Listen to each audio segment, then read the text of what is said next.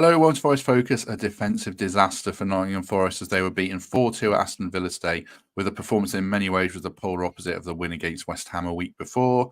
Joining me to discuss the game, team selection, everything that went down at Villa Park State, first of all, is Mark Sutherns. Mark, how you doing? Yeah, on familiar territory. Another disappointing away defeat. Yeah, I've been here before. I'm all right. We have, many of us have, and we'll go through it and what went wrong in due course. Second panelist this evening is Mikey Clarke. Mikey, a rare post-match stream for you. How are you doing? Yeah, I'm all right. I'm not too bad. Sorry about the lighting in this room, guys, for those that is watching. I've been trying to get it right and I can't. But just sums up what was a disappointing afternoon, really.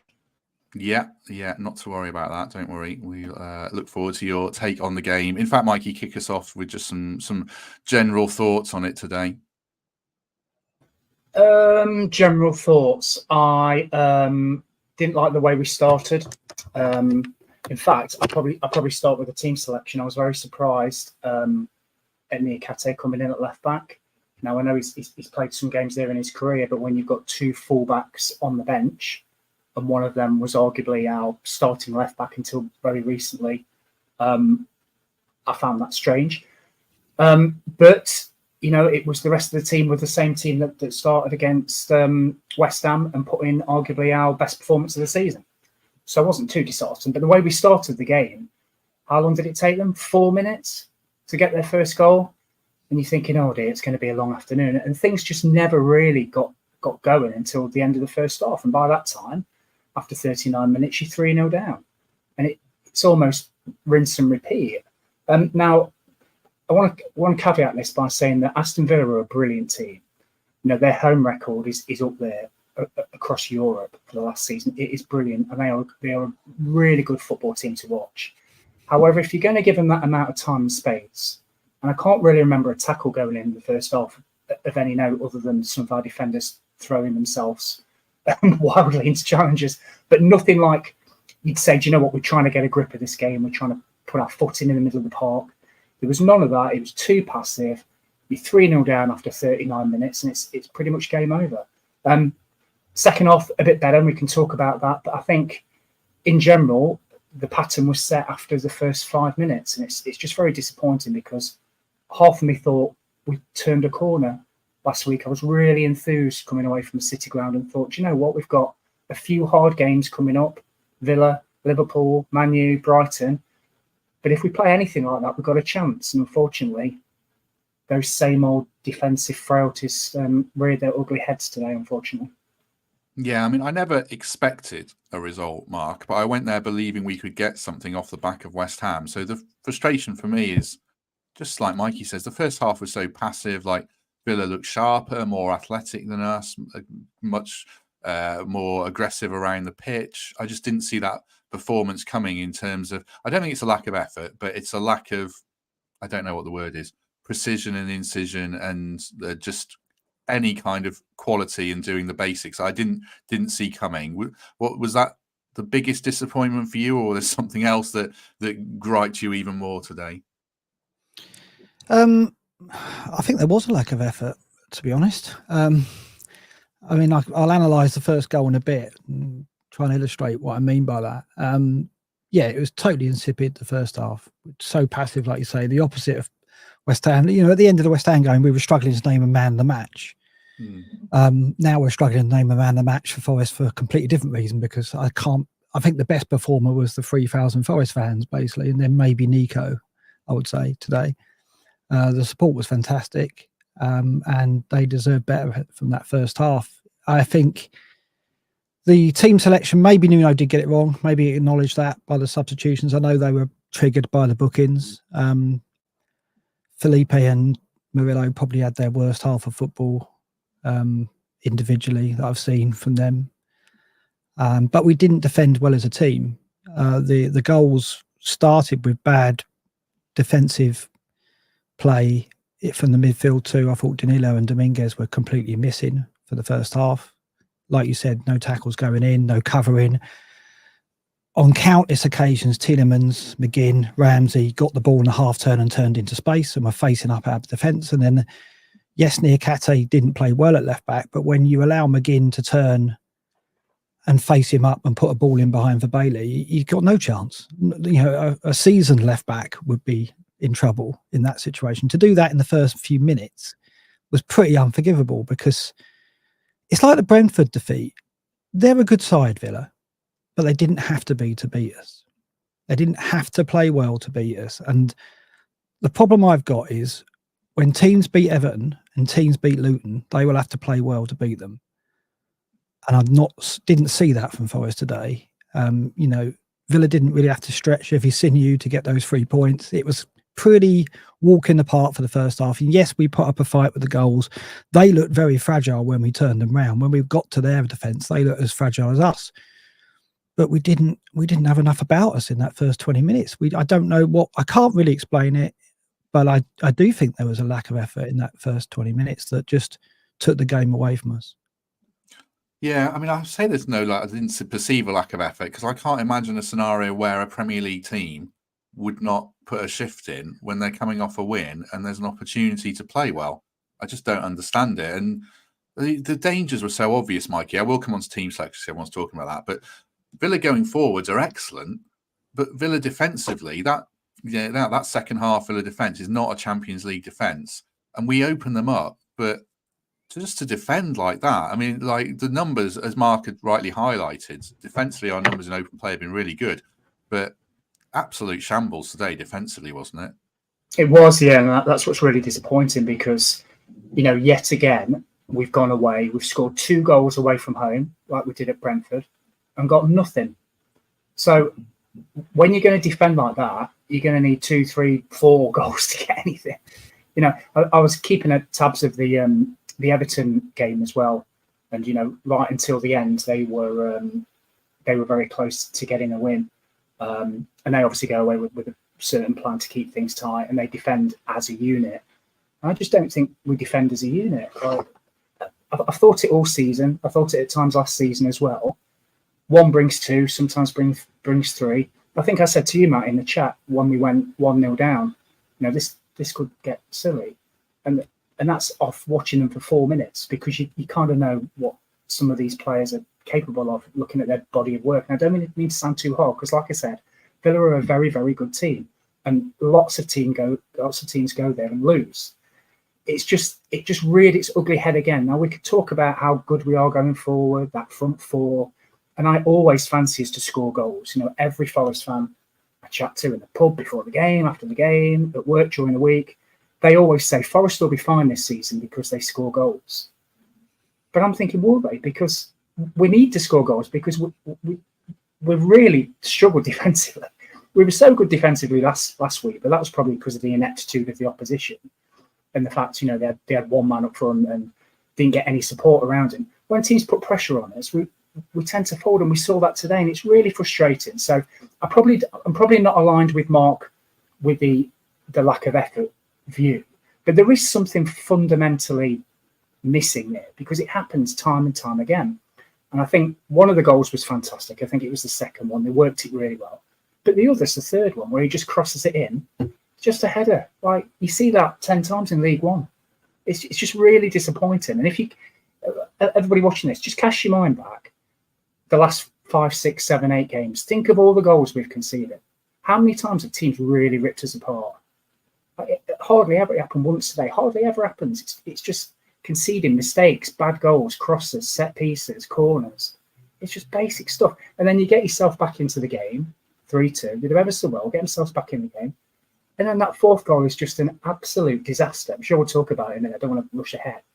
But it's frustrating me, Matt, because the good things I see with Nottingham Forest going forward, and the periods where we do dominate games, we look a force. We look like we can beat teams. We look like we can go anywhere and score a goal. But over 100 minutes of football, if you're going to defend like that, you're going to lose. And it really just is as simple. I don't know what the answer is, but it is as simple as that. They've got to tighten up defensively and stop conceding rubbish goals. Let's go back to team selection then, Mark, 'cause there's so much about it. Nuno getting a lot of flack for playing Niakhate at left back. I looked at his career games before this. He's actually played 60 games at left back, mostly in the Bundesliga, and he has played a few at left back for us. So are you pinning it on Nuno, saying he should have played Toffolo, or can you see logic in playing Niakhate as a makeshift left back. Yeah, I mean, Niakhate has played mainly left centre back in the Bundesliga. He has played left back, and he's actually been on the pitch with Boly many times. Like, he's faced him for Mainz when Boly was at Leverkusen.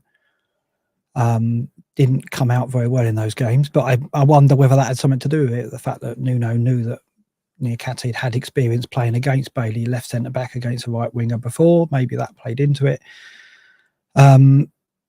I think not starting Toffolo was a mistake, though. And the thing is, like I said, that first goal, and this is why I talk about lack of effort. If you look at how McGinn was allowed to turn with Awani and Hudson-Odoi around him, it wasn't far off that Rashford press against Barkley that's gone round on the internet.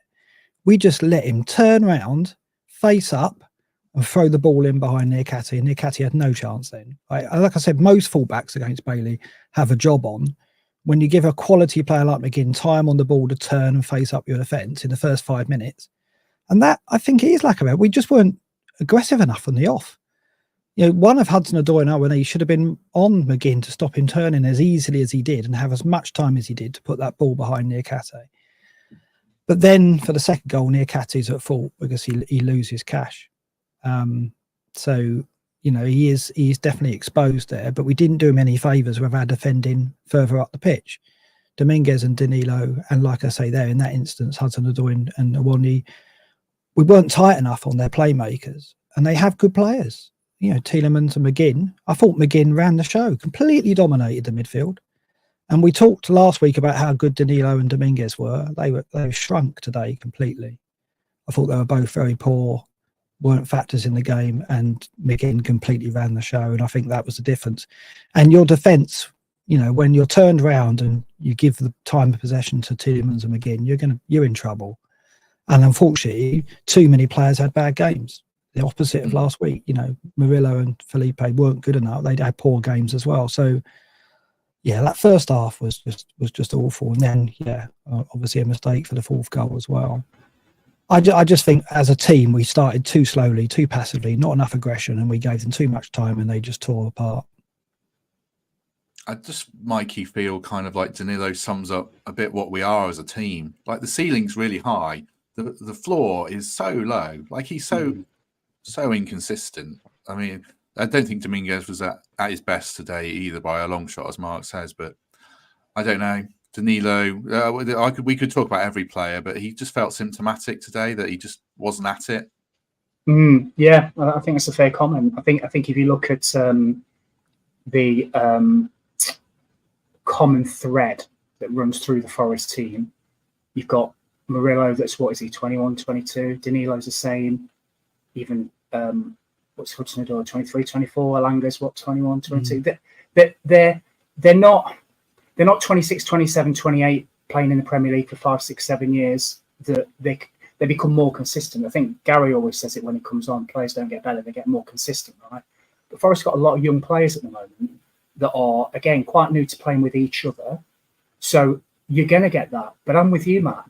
The difference between what we get at, say, Man United at home or Newcastle away or even last week to what we saw in that first half, it's like completely different players. I'd rather them just give me a 6 out of 10, some of them consistently each week, rather than a 9 one week and a 2.5 the next. Because how was a manager, how was Nuno or Steve Cooper before him gonna plan for that? You don't know what you're going to get. And I said to my wife Lindsay at half time, there are managers in the past that would have done 4 or 5 subs at half time. Be interesting to see what, because there's a case for taking a few of them off. But I was pleasantly surprised that Nuno took 3 off, because there were other managers that would just go on then, get back out there, show us what you're going to do. But he didn't. He recognised that something was wrong, and there was a few that were underperforming quite a lot for whatever reason, and he changed it. But yeah, the consistency is crazy. But I guess in a weird way, and I don't want to be ultra positive, but that's kind of why we like football a little bit, because when we get to Man U on when Man U come down here on Wednesday, you could get an 8 or 9 out of them. We could turn Man U over. And then Liverpool come down here and we saw what we did to them last season. So you just never know. But it's so frustrating. It must be really... I had a few friends in the away end today, and one of them was at the bar after half an hour saying what you're saying, Matt. We're getting 3s and 4s out of 10s today. You just know. And I think the Villa guy you had on before, a couple of days ago, Matt, you made the Villa guy. He's already rung me after the game, Steve, with his wife. I bet he has. Didn't he say, first 10, 15 minutes, you'll know what Villa turn up? And if it's the one... And I thought back to that after 5 minutes and thought, oh, God, it's that Villa. It's that Villa and this Forest. So the match between them, it was always going to end one way. And I'm kind of surprised we only lost by 2 goals, to be honest, because it could have been horrific.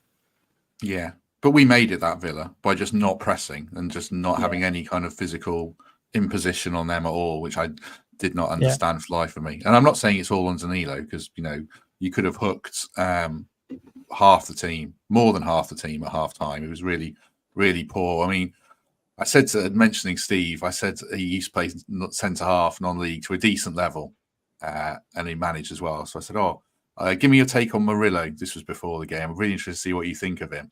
And I said to him after the match, please don't tell me what you thought of Murillo, because, I mean, what happened, Mark, is obviously he's very young, and I'm not going to slate him for it, but he had a really difficult day. So did Felipe. Felipe looked like he just can't run anymore, which we kind of know, but you can cover it up in other aspects.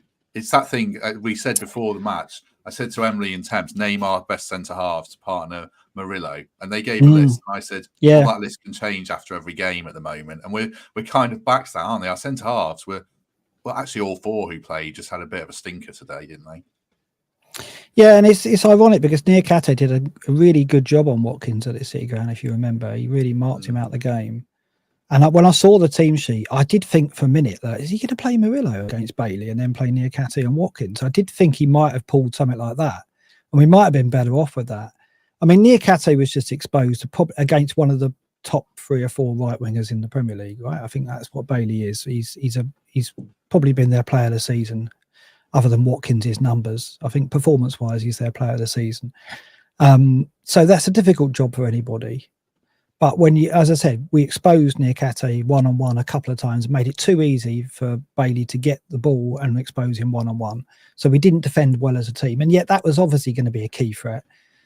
I think, like Mikey says, one of the positives is Nuno was decisive in his substitutions. I went into the house and I was thinking, right, surely you've got to bring Toffolo on, take Felipe off, put Niakhate to the centre. And he did that, but he also made 2 other changes, which were great. I mean, maybe Aina was fueled by a bit of protecting an injury as well. But he's very much like, if a player gets booked, they're off because we can't take the risk. And I think that was wise, because I think Felipe and Murillo, they were one challenge away from going off, and then we'd lose them for a key game. So that was a positive in that Nuno did act. But I think Nuno be thinking like us. I can't put my finger on how we started, why we didn't impose ourselves on Villa, why we didn't shut down that right-hand side and stop their creative players having the freedom to get the ball to Bailey, as they did, to expose Niakhate in that situation. It was always going to be trouble. And I think Murillo, that side, got dragged over. And for the goal, you know, the ball played by McGinn, it was like a 50-50 between Murillo and Bailey. And Bailey just got there too quick, tucked it between his legs. And I don't think Murillo recovered from that mistake. I think it got to him. And his passing was awry. He got booked. He was so untidy, and as was Felipe. So I think Murillo just lost his head after that error for the goal. And he's a young player. And I think Mikey's right. There's 21, 22, 23-year-olds across the pitch. And we're a work in progress, which is not great for a team who could be fighting relegation, but that's what we are. So we have to be a bit more, I guess, tolerant of performances like that for that very reason. And Murillo definitely is a work in progress. And today, I just think he got bettered by that instance with Bailey, and he didn't really recover. No, I mean, they do have 2 elite players in Watkins and Bailey. I know Bailey didn't play well last season, but the player he was in Germany and the player we see now, I think he is a top-class player. So hopefully they dust themselves off. Just quickly, Mikey, Toffolo, you must be wondering now, if you hear him, like, actually, am I going to be here next season? Because Nuno clearly just doesn't seem to rate him. And I kind of scratch my head and think, what's he done wrong? Because I can't think of Toff having a particularly bad game. Even today when he came on, he was all right, wasn't he? Yeah, it was. Yeah, like I said, I was surprised if Tavares isn't fit. I was surprised he was not the next cab off the rank, so to speak. Especially when you had Montiel on the bench as well, and you could flick Nico to the left if needs be. Putting a centre back there didn't really make much sense to me. I think the next few games will be interesting if Nuno is injured. So Toffolo, I don't think, did much wrong in the second half, even though we were chasing the game. So, you know, if he doesn't come in for one of those games or doesn't feature, then, yeah, I'd probably be in the same mindset as you might if I were him, and probably think, well, actually, am I third, fourth, fifth choice even, and I'm even behind a centre-back who's going to play there. But we'll see what happens, because, you know, the guys that started today didn't do themselves any favours, did they? Let's be honest. And my wife just texted me saying that Nuno's just said on Radio Nottingham that he's sorry for the performance and that we started really, really badly. Obviously, but I think he's holding his hands up there, and obviously will take some of the blame, if not a lot of the blame for that team selection. So, yeah, back to the drawing board. But I think what's going to be very interesting is how, and I know we'll do an FA Cup preview, Matt, but how seriously, in inverted commas, we take that with our team selection. There's an argument to say we just put out the best team and say, come on, you're better than that. Let's show. And Man U got beat today, didn't they? So they're going to be fragile. But there's also an argument to say there's a lot of players that have just come back from AFCON. Hopefully one or two will be fit. And the players that started today didn't do themselves any justice. So does it all change? I genuinely do not know. I think he'll probably go one way or the other. He'll do same again, or like 8 or 9 changes. I think he'll do that. But it'll be really interesting. Big week of training ahead. And Man City have just scored. I've just seen. Sorry. That's right. Yeah, we'll pick up Taiwo on Monday, I think. We don't know. I'm assuming it was more tactical and managing minutes than injury, but we'll get some clarity on that and pick it up on Monday with Potts, Greg, and Temps, the guests on Monday. So we'll come back to that, and we'll come back to team selection. Before we get back to the game as well, just a quick word for our sponsors, the Trent Navigation, who help make this all possible. Tomorrow, I would love a Sunday roast now after today. And there's a quiz at 7 p.m. If you want to make some cash to ease the pain of this week. So yeah, top quality Sunday roast, all locally sourced meat, all at good prices. So thanks as ever to the Nav for their support. The game we went into half time, Mark. I mean, we played ostensibly absolutely terribly, but we got the goal and it gave us some momentum. And then we started the second half really well. Was there a point where you believed that we could get something from the game? Yeah, I think we went man for man in midfield second half, and it wasn't as easy for them to play for us. And I think they obviously got nervous as soon as it went 3-2, and our support were out singing theirs, and momentum had swung, and Alanga had that chance to make it 3-3, which, you know, he's taken chances like that this season. Origi had come on and actually done bits. I think that's the first time I've seen him come on and have an impact in a game, which was good. 2 through balls, one for Alanga and then one for Gibbs-White, that resulted in the goal. I think we had a 10 and 15 minute period where if we'd have got a second in that half and gone 3-3, it would have been very interesting indeed. But then we capitulated with the error at the back. Omobamidele caught in possession. I think it was a bad ball from Dominguez to him, and then a bad ball to Danilo that got cut out. But, you know, I think it was Omobamidele's error, but I don't think the Dominguez pass was too clever either, nor was Danilo's positioning. And we got punished, and you're going to get punished for that kind of mistake. Another error leading to a goal. I think it puts us like we're in the bottom 3 sides for that this season, and that's going to cost us. And it's a shame because it came at a time when momentum had swung back, and it looked like we could get something from the game against all odds. It's interesting. We should give Origi some credit, Mikey. I mean, he hasn't done anything for us particularly. He got the goal in the FA Cup, but the commentator said he scored 1 goal in 30 club games. But he was brighter, and he's playing this kind of weird role, isn't he, where he's coming from the right with Alanga playing through the middle. What do you make of all that? It doesn't say a lot for Origi, but he did put in some bright moments today, I guess, didn't he? Yeah, it's an improvement, isn't it? Let's be honest, because when he first joined, the spots that he did have, it's like we were playing with 10 men, if I'm being brutally honest. But, you know, last couple of games, he has contributed. I thought, yeah, he did all right today from what I saw. And he does look to be peeling off to the right, which allows Alanga to go through the middle. And I think he's done it in a previous game where Gibbs-White went through the middle. It might have been a cup game. I think in Nuno's first game, he started him on the right as well, if if I seem to remember rightly, against Bournemouth. So maybe he sees an opportunity there, and if he's going to drop a little bit deeper and play through them through balls, then why not? You know, it's an option, isn't it? But he is our option. He is what we have. We don't have Chris Wood. The new lad Ribeiro's 18. I don't know how much he's going to feature, to be honest. So he is the main offensive option. So it is good to see him contributing. He's going to need to, because if there is a doubt with Tylo and they are wrapping him up in cotton wool, so to speak, or they're, you know, just managing his training and his minutes, then, you know, he's not going to play the full 90 every week, is he? So Divock is going to have to contribute, and he's going to be here for the rest of the season. So, you know, good luck to him, because we're going to have to pull together now. Just looking at the table, the more I look at it, the more it looks like it's just going to be us against Luton, if I'm honest, because I think Everton have got enough to pull away. Should have won today. Palace won.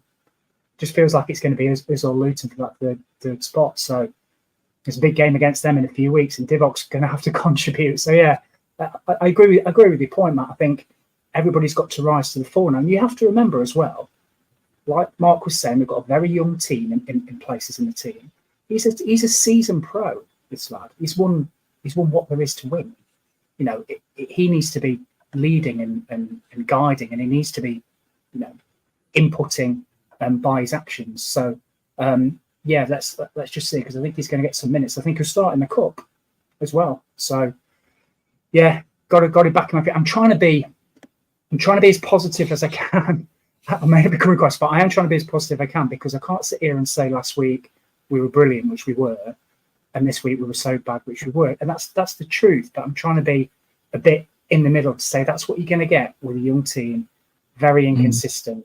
We've got big games coming up, so we just got to get behind them and just say that, you know, the real Forest, should I say, turn up, and not the one that turned up for the first half today. And by the way, first half goals conceded, other than Sheffield and Burnley, we've conceded 26 this season. We are the third worst, and we've conceded 23. So does that go back to how we start football games? Probably. Yeah, tells a tale. Richard here asking about Omar Bamadeli, another young player, Mark, who is obviously very talented, but the fourth goal is just a nightmare. I know it's on him, but I don't think anyone came out of it with credit. It was a sloppy ball into him, a sloppy ball out. Matt Sells got criticised on the commentary, but I thought he was all right there. I thought he was all right today. But it's just it's symptomatic of how bad we were that fourth goal when we were in the game as well. Yeah, it was such a shame, wasn't it? Yeah, I think it's one or two errors there. It's not just on Bamadeli. He's the obvious error, but I think I don't know. As I say, Dominguez just wasn't on it today, and I can't understand it. Dinilo's so erratic. We've seen him, you know, go match to match and lack consistency. Young players, as we said. I don't think we put any blame on the goalkeeper. I think he was solid enough today. It was a very testing first half for him, and he stood up well to a few efforts. We were okay at set pieces. It was the second ball. It was the second phase on the set piece that let us down there, and that was, I'd have to say, that was Dominguez's error again. You know, it was a poor clearance. He had Elanga. He could have just nodded the ball to one side, and we could have broke on them. And instead of that, he headed it back to, I think, Cash or McGinn, and then the ball got noticed Cash, and McGinn got played in, and he crossed in, and Murillo and Felipe got exposed in the air. Yeah, we were talking about our centre-backs last week, like we had a pairing that could carry us to safety, and now this week we're like, do we need to change it up? I think Boly is a factor as well when fit, obviously. So I think our partner for Murillo is still a work in progress. I don't think it's clear and obvious yet.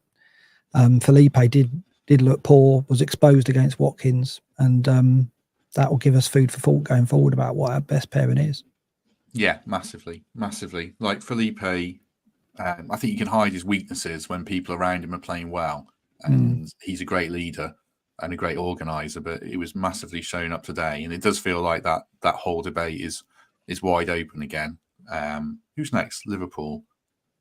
Probably want some athleticism there. That's going to be interesting. That's going to be easy, isn't it? With Salah if he's fit, and Darwin if he's fit, and Diaz absolutely bombing at us. So yeah, I would struggle to pick Felipe in that game myself, even though I'm a fan of his. So yeah, oh god, yeah, we'll talk about that towards the back end of next week.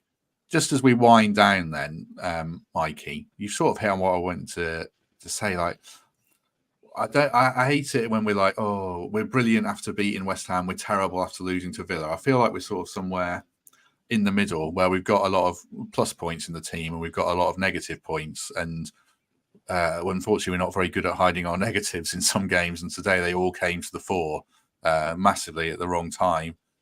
How are you feeling going into the next few weeks, particularly the next 2 games before, not the FA Cup, we'll talk about that separately, but Liverpool and Brighton before the Luton game?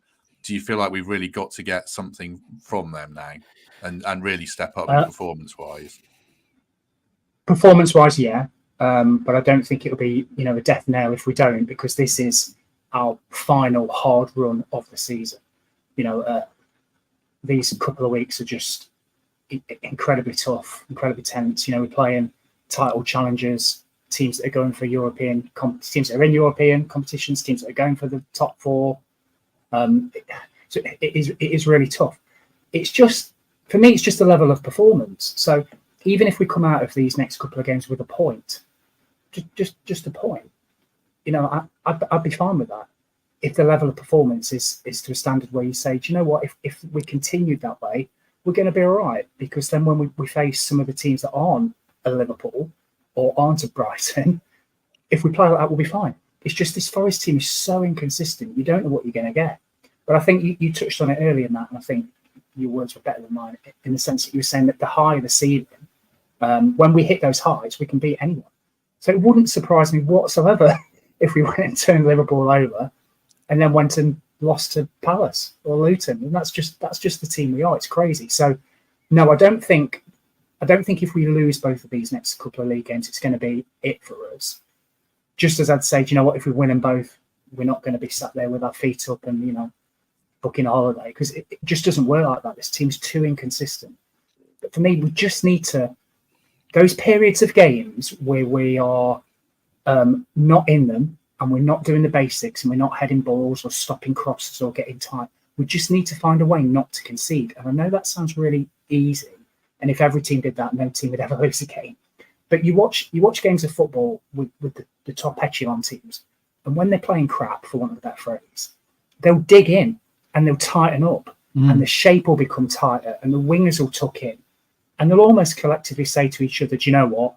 This ain't great, is it? But I tell you what, we're not going to do. We're not going to let in a goal.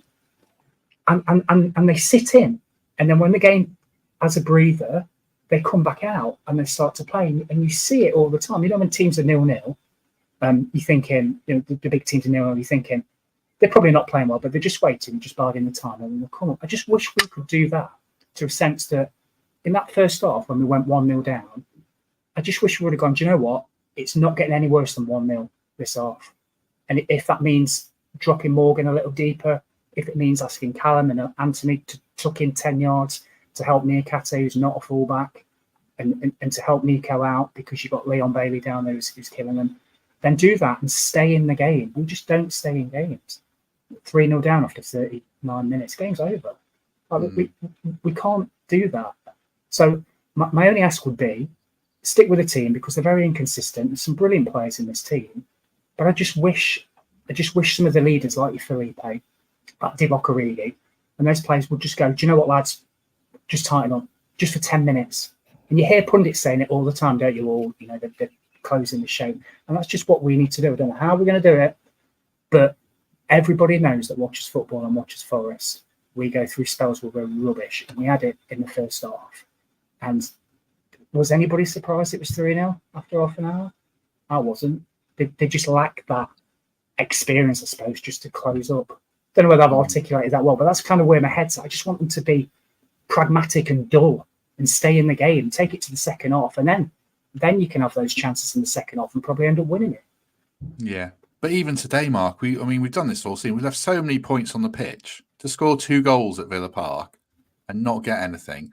I mean, the list of fixtures where we've done that, obviously all the 3-2s, but there's been other games where we could easily have 10 more points if we just had a bit of nous. Maybe is it just experience? I don't know. What do you think? Yeah, it is. We're not hard to beat. It's like I said at the top. They didn't have to play their best game to beat us and score 4 goals. And that lack of intensity that we showed in the first 20 minutes really cost us. And if you're, we've got to go to Goodison Park and we've got to go to Kenilworth Road. And if you're Everton and Luton, they're going to bring the intensity. I think we've got a better 11 than both those teams. I think we've got more quality in our 11 than both Everton and Luton. So if it came down to quality, we'd win those games. But it's likely to come down to other factors than quality. It's likely to come down to work rate, teamwork, and certainly intensity and passion.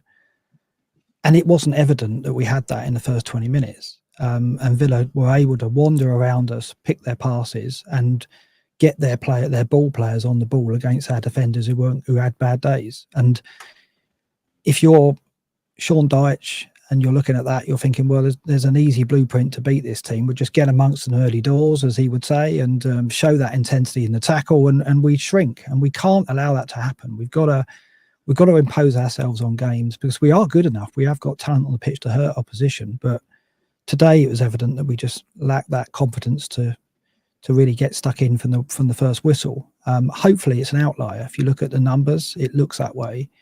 We conceded 5 big chances today. We've been averaging one big chance conceded under Nuno in every match. To concede 5 today, it was an outlier. It's probably the worst set of defensive numbers we've put in. So I hope that Nuno corrects it. And it's comforting that he made the changes at halftime. It's comforting that he's come out and said the first 20 minutes is what killed us. He's right. So we've got a manager who sees the problems, and we've corrected the goalkeeper. And as we keep saying, we've just got to be harder to beat and correct the errors and not concede silly goals. And we've got quality on the pitch then to hurt opponents and win games. But we can't keep saying it. We've got to do it soon. Otherwise, we're going to slip into that bottom 3.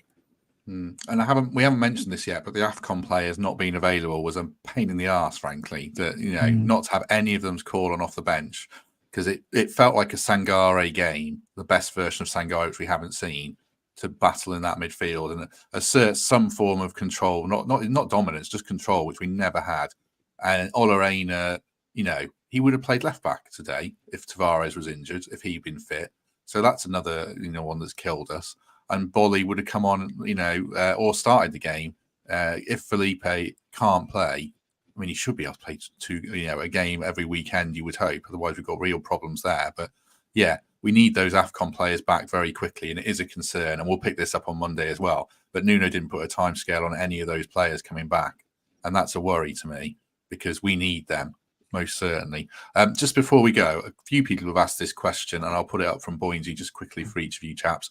The Niakhate long throw, it feels like it's lost its pep to me since he knackered his elbow in pre-season.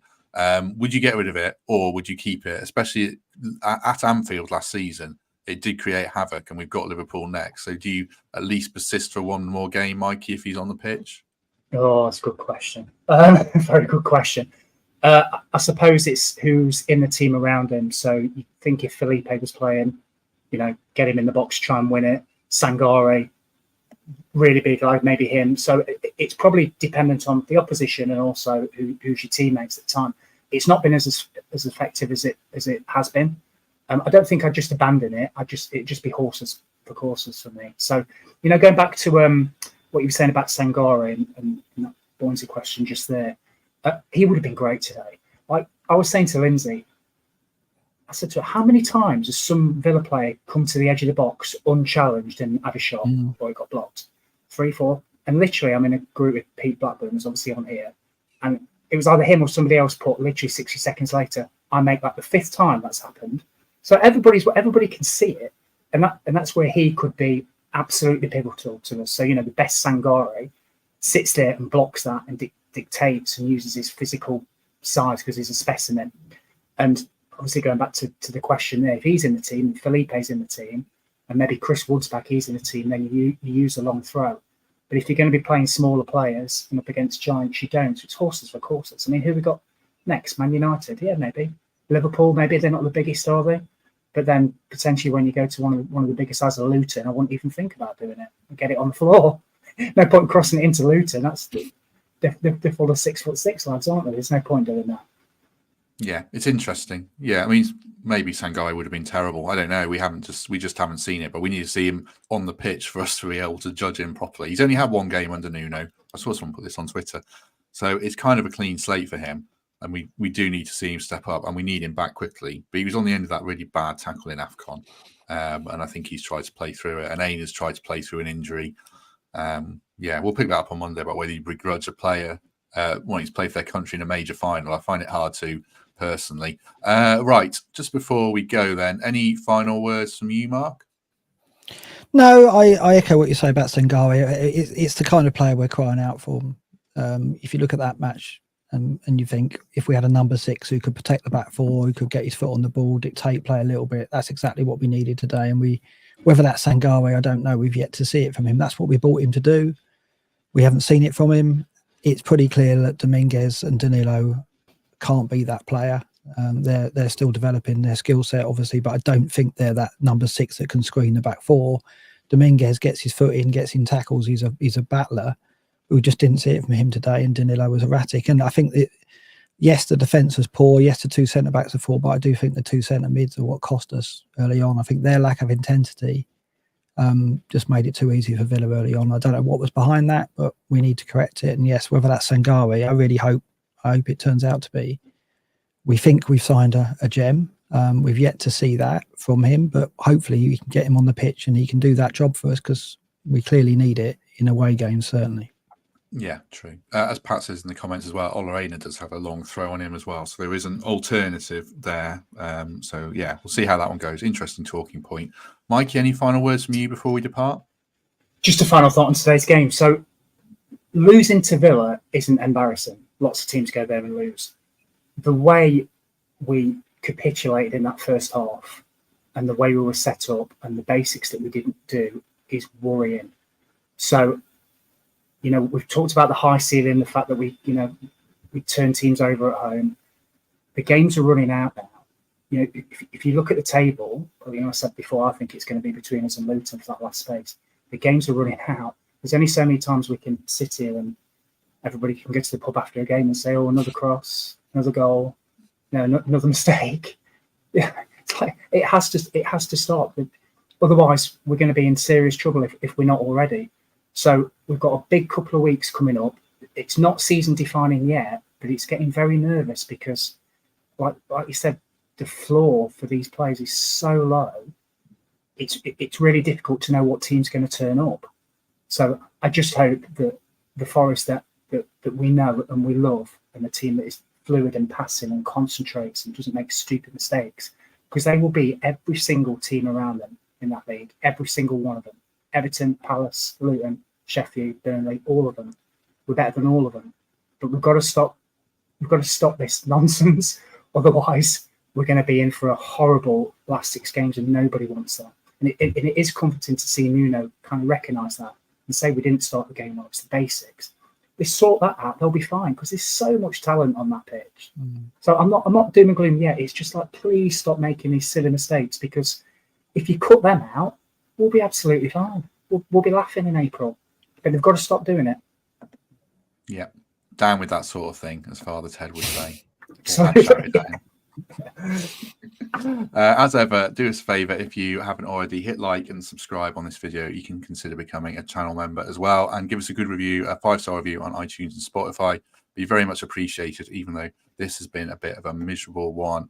Just quickly as well, I must thank people who've become members.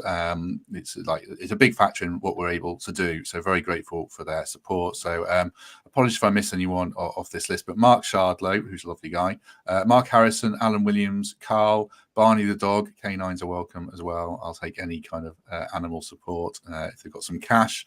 Dom Basford, Martin Teal, Neil Jones, and Santanu Matey. Hopefully I've said your name right there, Santanu. Right. Thanks very much, everyone. Back on Monday at 11 a.m. with Prutz, Greg, and Temps to hopefully, I don't know, pick the bones out of this a bit more and turn the page forwards, and then we'll reflect on the Premier League weekend when we've seen all the results. Right. In the meantime, Mikey, thank you very much. Thank you. Keep your chins up, everybody. We'll beat Man U, and we go from there.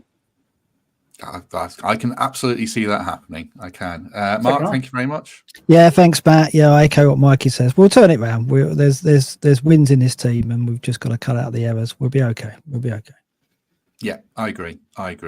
disappointing, but not defeated. Personally, I think we can still turn it around. Today was a bad day, but we're capable of better. Right. Thanks very much, everyone. Have a good weekend, and we shall see you on Monday.